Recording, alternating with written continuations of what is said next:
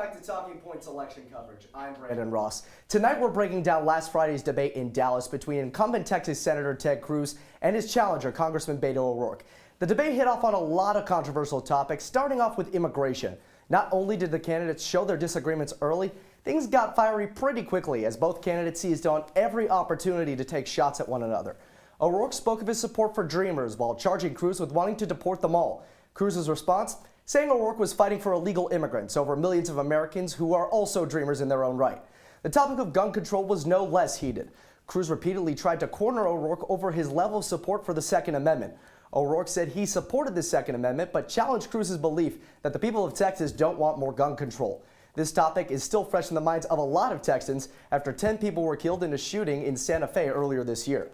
Cruz pushed the idea of arming school teachers while O'Rourke panned the idea and fired at Cruz but doing nothing but offering thoughts and prayers after tragedies. Then finally, as most debates do nowadays, this one turned to the topic of the president, and it's where this debate got most dicey. When O'Rourke said he would work with President Trump to get the best for Texas, Cruz blasted him for having called for impeachment in the past. After that, the exchange somehow managed to still get even hotter. O'Rourke criticized Cruz for not standing up to Trump enough and being beholden to corporations, while Cruz painted his opponent as a far-left ideologue beholden to liberal interests. Cruz even found a way to throw a jab at his opponent being too liberal while answering a question about what qualities he admires in O'Rourke. Friday was not the last time we'll see these candidates squared off on the debate stage. The next one is 6 days from now in Houston, while another one after that is scheduled for October 16th in San Antonio. With recent polling showing a tight race in the typically deep red state, these debates should have a lot of impact with early voting in the Senate race beginning in less than a month.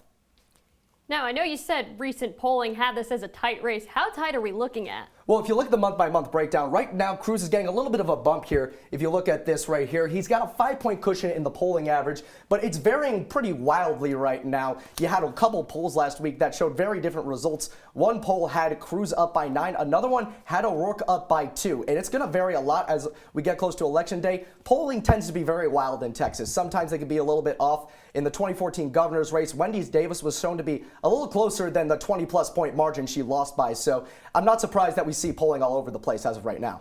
I mean, this is quite a sight to see. There hasn't been a Democratic senator in Texas in decades, so why is this race so close? Well, Trump won by 9 points in 2016. Part of that is Trump being a controversial candidate, and part of that is just the shifting demographics of Texas. It's getting very much more Latino. It's a demographic that Republicans are constantly struggling to reach out to. And while some candidates like Rick Scott in Florida are doing a good job of shoring out that base, Ted Cruz, even though he is Hispanic, still hasn't gotten a lot of support. Not to mention that as a general likability concern, Ted Cruz isn't really that likable. Some candidates like Beto O'Rourke himself had a good bit of charisma, while Ted Cruz doesn't really have that factor going in his favor.